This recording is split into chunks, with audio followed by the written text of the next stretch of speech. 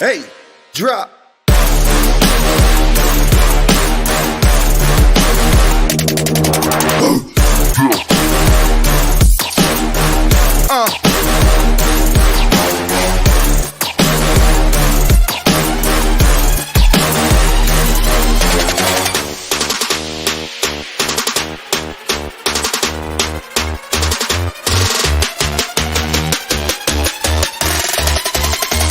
Yeah, hey, drop.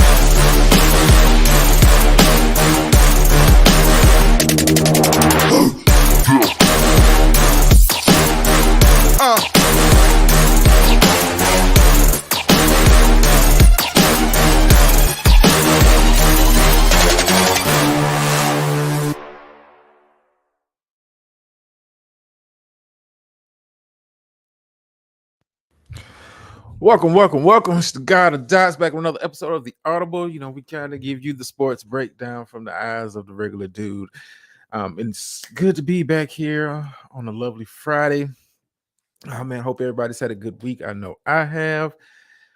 NBA. Before we get started, I do want to do this very briefly. Brief moment of silence. If you haven't heard, NFL legend, and I'm just going to call him what he is, NFL legend, one of the greatest players of any position of all time, Jim Brown, known for his playing days in the Cleveland Browns, but more known for his activist role in the Black community. Jim Brown has passed away today, so I just want to have a brief moment of silence to kind of start the show off, and then we'll kind of get into recap of the games and a preview of tonight's Boston Celtics Heat game, but brief moment of silence.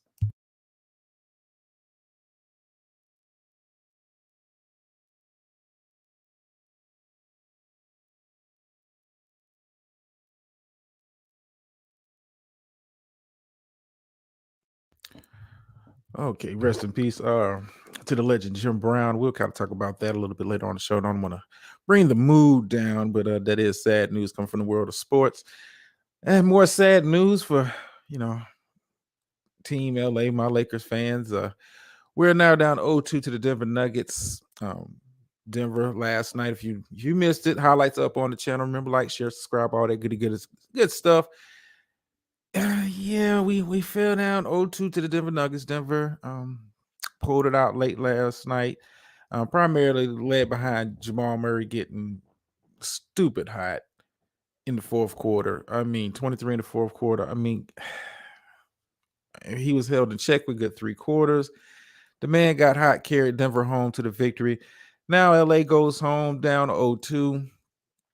Tried to get a split. Was looking good 3 quarters of the way. It's not nip and tuck game. I do like the adjustments Darvin Ham made. But, Denver kind of hung in there, hung around long enough. And Jamal Murray got hot, and it's not much you can really do with him. I will say this as, because I'm a Lakers fan, but I do love good basketball. These games have been wildly competitive, kind of up and down, different kind of style each game so far with the Nuggets and the Heat. Not Nuggets and the Heat, excuse me, Nuggets and the Lakers. I'm thinking about tonight's games. Way ahead. We're going to talk about game 1 of Boston and Miami also. But yeah, 2 different kind of games. LeBron supposedly may not injured himself in game 2. I don't know. You've been also, seeing news reports considering how LeBron has played so far this series, his age finally catching up to LeBron. And I've been saying this pretty much the entire postseason. LeBron has been kind of picking his spots, and sometimes you hit, sometimes you miss. Sometimes you got to know when to be aggressive, know when to put the pedal to the metal, know when to put the foot on somebody's neck. I think last night we kind of let the game slip away from us. AD played okay. LeBron was all right, but you can't be okay and all right as 2 lead dogs, 2 superstar players, 2 top 10 players. You cannot play like that in the playoffs and expect to win games. You just can't play like that and expect to win games. I think we're going to see a much better performance in game 3. Lakers are at home. Lakers are, have been very good at home, especially coming down the stretch, especially during this playoffs. LeBron, I'm going to need to see you be more aggressive. Stop jacking up threes, dude. I mean, you obviously ain't got the stroke. But now the real question for Lakers fans, and nobody really wants to talk about it, but Darvin Ham, is it time to make a coaching change? D'Lo is not giving it to you on the offensive end, and they're punishing dude on the defensive end. Is it time to send him to the bench? Reward, um, maybe Alani Walker with more minutes. I don't know. Maybe get Troy Brown into the mix. I don't know what you can do, but D'Lo, it's about time to cut his minutes. How you doing, Miss Murphy? It's a one party show over here. You don't rock out with or without a crowd. So I'm pretty sure I have one later though. We're gonna keep it clean over here. Keep it clean over here. Good to see you in the building. Hope you had a good week. Yeah, Darvin Ham. I think it's time to make a coaching change. I think it's time for D'Lo for this series. I mean, for this series, on the way that Denver is attacking him, and he's not really giving it to him on the offensive end. He's been forgettable. He's been forgettable, and I'm a fan of the team, but he's been forgettable most of this playoff run. I mean, with the exception of maybe like a game or two here, D'Lo has been like, you might as well be one of the others. You're not playing like a starter. You're not playing like as a former top pick. You're just not playing like that. And like I said, this playoff. Whole playoffs, man. I've been talking about teams making coaching adjustments. Darvin Ham, I think it's time to finally look in the mirror, man, and say, "Yeah, D'Lo is not giving it to me. I don't know if dude's hurt. I don't know if he's nursing an injury or not. He doesn't need at this point in this series. Doesn't need to be starting. Doesn't need to be starting. But this is not all about the Lakers. Denver's got some stuff to kind of clean up. Yeah, they're up 0-2, but the way game two could have been taken just like game one was. Jamal Murray doesn't get hot. Does Denver win last night? I don't know.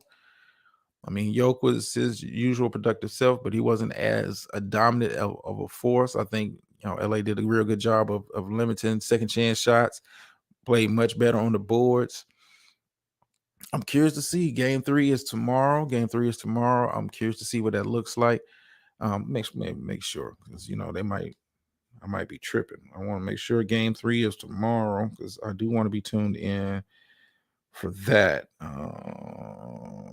Give me a sec, y'all. Give me a sec. I should have this stuff already locked in. I want to say it's tomorrow. I want to say it's every other day. Yeah, it is tomorrow. So it is every other day. All right, so game 3 tomorrow, LA, Denver. That series is heating up. LA is in a must-win situation. I think they'll come out with some fire. I'm expecting a game 3 win, but we'll see. I mean, not to say Denver is the top seed for a reason. Denver did have the number 1 record in the West for a reason. Denver is able to adapt to whatever kind of style you play. If you watch game 1, game 2 is like 2 different teams playing as far as like how the offense was playing. But enough of that. Let's kind of do a recap, and we're going to do a preview. Boston, Miami. I told you. Say Miami winning game 1. I've been saying it the entire season. I've been saying it the entire playoffs. Boston does not play defense like they did last year. And you would think they would be much better defensively. But no. Team, they go to stretches, and for you to allow a team like Miami to kind of get up and down the floor, get the shots that they want, have that many guys in double figures, shows me you're not locked in defensively.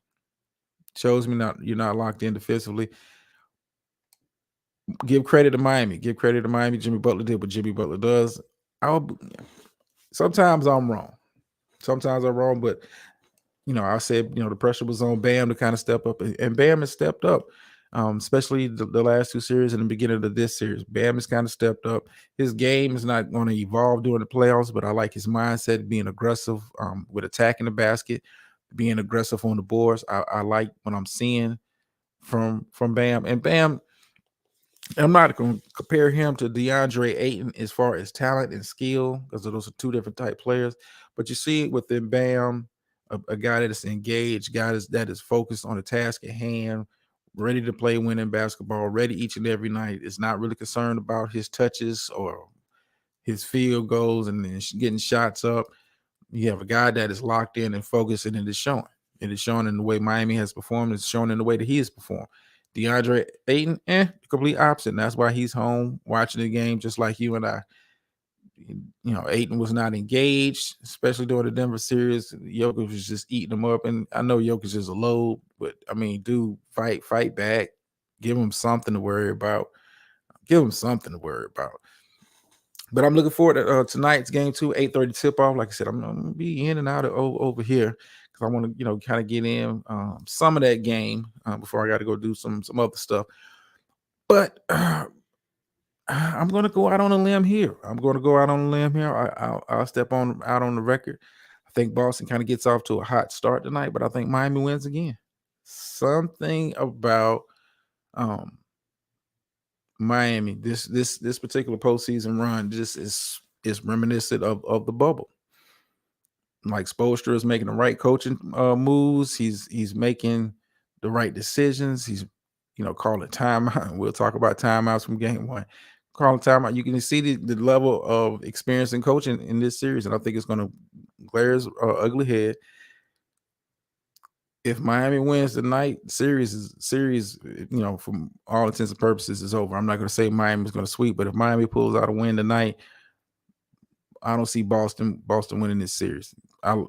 Miami is too well coached. Jimmy Butler is too much of a dog, and a dog is what you need in the playoffs. A dog is what you need. Teams that are still playing out, they got dogs on their team. Guys that want it, guys that are not waiting for the game to come to them, guys that are not, just going with the flow, guys that are engaged, guys that are focused. I mean, think about it. Butler had 35. I mean, it's not like his game is a mystery. I like Jimmy Butler's offensive game. Is efficient. It works for him. He's able to attack in the post, attack from the wing, has a respectable 3-point shot, is able to put it out. Like, Boston is kind of in a conundrum. Like, who do you put on Butler? You would think Marcus Smart would get more of the assignment, being that he was a former defensive player of the year. You would think Jaylen Brown might step up to the challenge, but these guys, Jaylen and Tatum, they're actually do so much offensively. I don't know. You gotta solve. You can't let Jimmy Butler start being playoff Jimmy again. And you saw a glimpse of that in game one. Like I said, in New York series, he was just regular old Jimmy. No outbursts, no dominating the game, but Jimmy really imposed his will. We talking about key offensive rebounds, key assists, and key hustle plays. That's a dog. That's a guy that wants it. That's a guy that's going to go get it. Give me him every day of the week. Jimmy Butler has increased his profile throughout the duration of this playoff run. Like I said, game 2 is tonight. Like I said, I'm expecting Boston to come out firing, trying to get Miami up out of there. But Miami is not one of them teams that's going to go away quietly. If you're going to beat them, you're gonna have to work for it. You're gonna have to work for it. I think Miami comes out with a lot of confidence, especially after game 1, considering how they were down in the half in that third quarter when they just blew the doors off Boston. How you allow Miami? And I know Miami is well coached. They do have Jimmy Butler, man. But how do you allow any NBA team to go for 46 in a quarter? Go for 46 in a quarter. I attribute that to some of the coaching. I attribute that to some of the effort by the Boston Celtics. How you allow a team to go get 46 in a quarter in the playoffs? In the playoffs.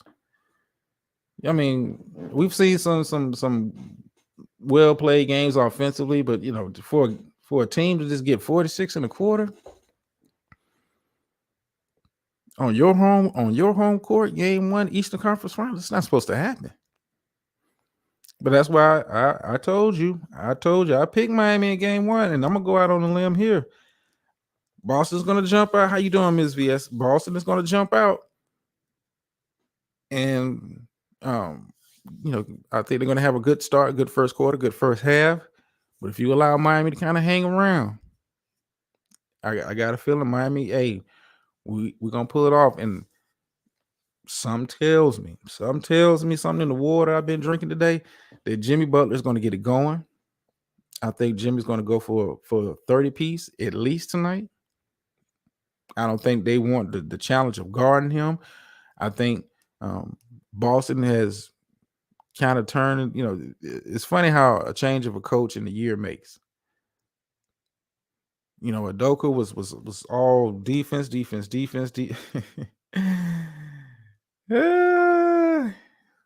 Lamiga, how you doing, Gator Girl? I knew you were coming here sooner or later to throw your shots. I know you waiting for the Nuggets to the end of the Lakers season, so you can get your 5 minutes. But I think we're gonna see a much better performance game 3. But like, hey, I think Miami's gonna. I got something about Miami. I think Miami's gonna win tonight. Like I said, I think Boston's gonna get out to a good start. They're gonna come out here and try to prove game 1 was a fluke. Now, like I said, offensively, I think they'll be just fine in the first half. But if you allow Miami to stay within striking distance by the half, I think Miami pulls it out. Miami makes the hustle plays. Miami makes the right plays. Miami's not turning the ball over. Boston has been a bad turnover team the entire season. You are what you are at this point in the season. You are what you are at this point of the season. So I'm gonna go out on a limb here again. You can quote it, put it in the record, put it in writing. I got Miami winning again tonight. And if Miami wins tonight, I think the series is over in 6. Gator Girl said Joe threw that clipboard. Coach was first. Hey, and I've been, like I said, coaching. I've been saying it the whole playoff run. Coaching. Why are you throwing the clipboard? What you? I mean, that's supposed to inspire what? Your team doesn't play defense. Your team hasn't played defense the entire season. Boston last year was a way much better defensive team, way more disciplined team. I mean, even on offense, it's pretty much Tatum at the top of the key. You work 1-on-1. Jalen, top of the key, you work 1-on-1.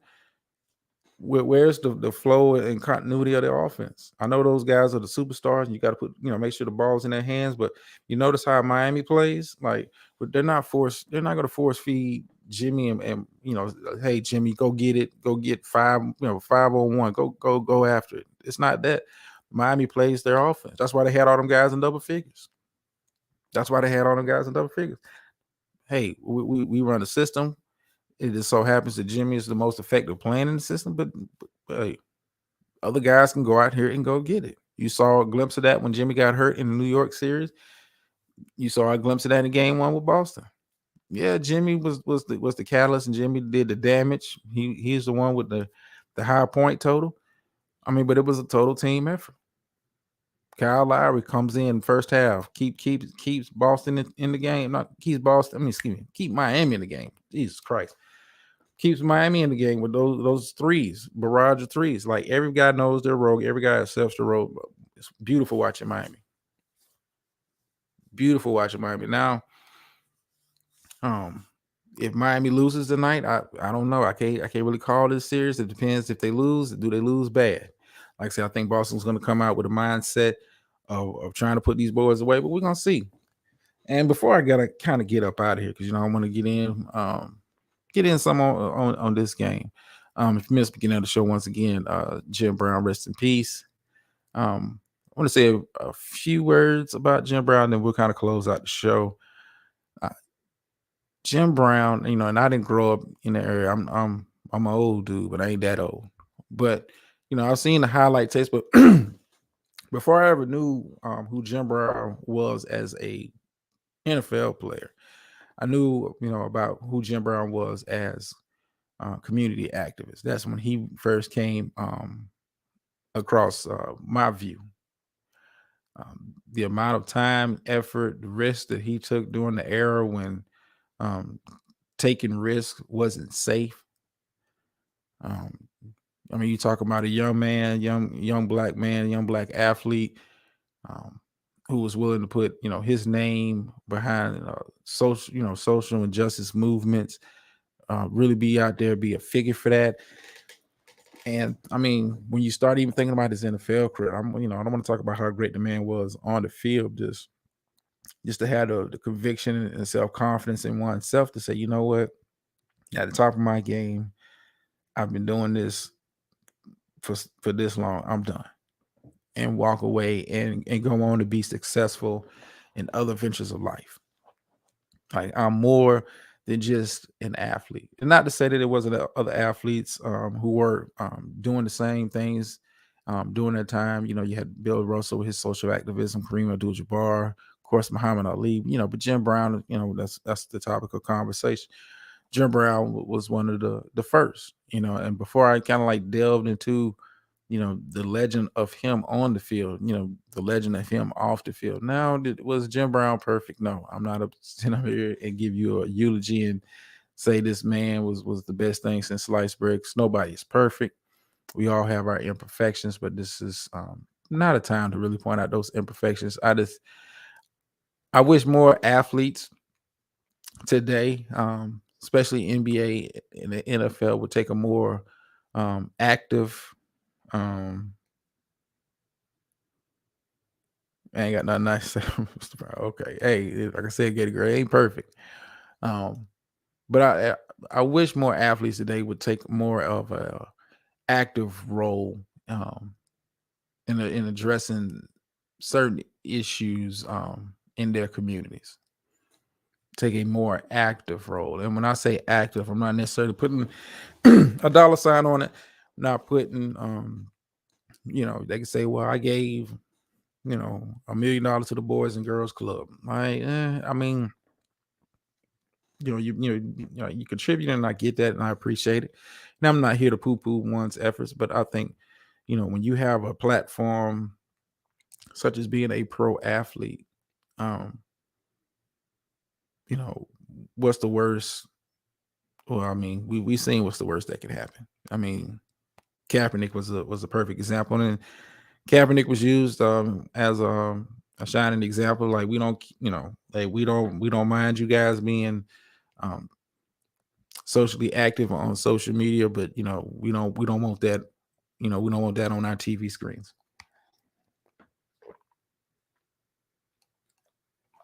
And I think if Jim Brown was to kind of do the stuff that he did during that time, as far as like speaking out or whatnot, during this today's time, I don't know if he would have got the Kaepernick treatment.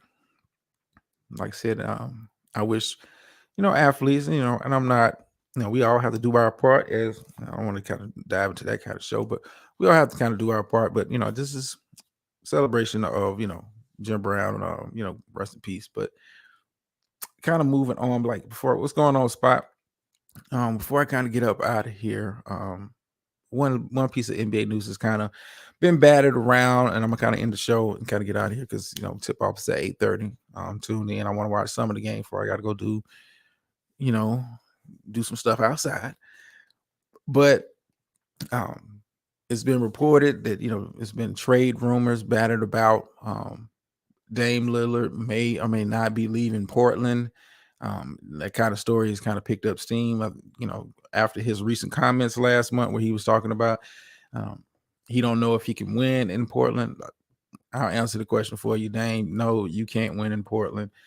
Now, I appreciate the old school mindset, the old school effort. Like, I didn't want a team with the best. I wanted to beat the best, but this is the new NBA. And in the new NBA, guys get together. Guys want to join super teams, create super teams. Guys want that kind of situation because a lot of guys really don't want the pressure of having a franchise and having a team depend solely on you to take them as far as they can possibly go. I think a lot of guys don't want that pressure, don't want that challenge. And not to say some do, but a lot of guys don't. You kind of see that example with James Harden talking about he's going to opt out and he's thinking about going to Houston or Phoenix. Like, yeah, you don't want the pressure of playing against the best and competing against the best at the highest level possible. And this is my opinion. Getty Girl says, yeah, they not going to get they're not going to get no help for him. I think Dame at this point, I would go to the team and request a trade. I mean, the team is, you're not a playoff team. Um, you don't have the pieces. You really don't.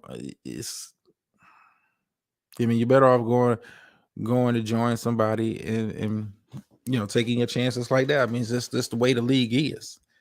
The days of guys, staying with a franchise for 8, 9, 10 years. Those days are gone, man. Those days are gone, and I know you want to win for Portland because that's who drafted you and all of that good stuff. But it ain't happening, bro. It ain't happening. And the stuff that you saying now coming out, with the slick comments and stuff like, nobody's coming to Portland. Nobody's coming to Portland now. If you guys say won the number one pick in the Victor sweepstakes, you might have had a chance to draft, but Dame, let's stop capping. Dame is not no no young. Spot says Dame to LA confirmed. I mean, he had an opportunity. That was kind of batted around a couple years ago before LA brought in Russ. Like but Dame has been so resistant to wanting to go join other stars. He wanted other stars to come join him, and for a lot of people, man. I don't know how many of y'all have ever been to the Northwest. Not that attractive. Not to say that those are not nice cities up there. Seattle was lovely, love it up there, but playing in Portland, I mean, it's like trying to get guys to go play in San Antonio. As great as Tim Duncan was, it wasn't like he was attracting big name free agents to come there. Like,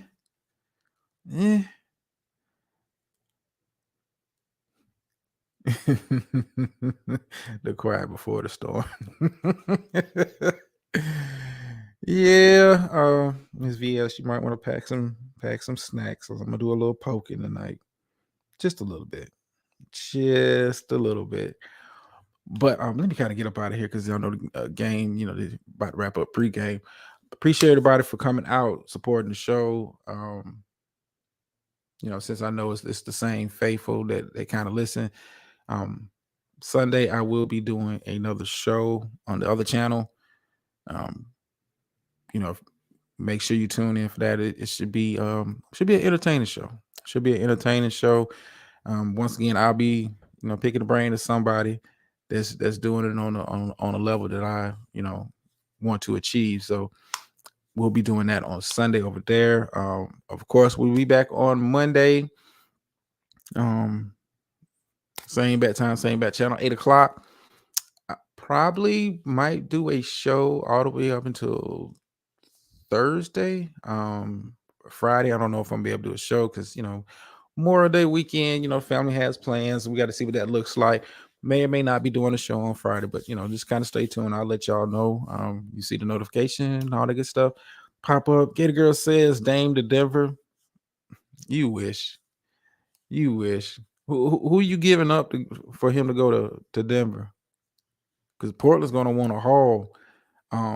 Especially you talking about trading to a team like that. Who do you give up in Denver that Portland is gonna want?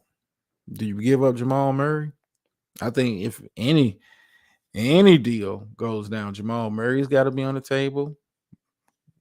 Michael Porter Jr.'s got to be on the table. What's going on, Defrauding? What's good? Yeah. So let me kind of get up out of here. Like I said, tip off is tonight. Hope everybody has a good weekend. I gotta get my game in before I kind of get the game in, if you know what I'm talking about. So let me get up out of here, man, because I gotta start working on that and enjoying the game. Thank everybody for coming out. Remember, like, share, subscribe. Tonight, of course, after the game, if you didn't want to watch the game, you just want to catch the short highlights, I got you. That'll be going up. I will be. I'm gonna see if I can kind of finagle it this time. For those that are into boxing, I will have the Haney fight after it wraps up. Up on the channel. I hope the YouTube guys don't get me again, but It is what it is, but it is what it is. I can't complain. Thank you everybody for coming out. I still don't have an outro, but I'm out.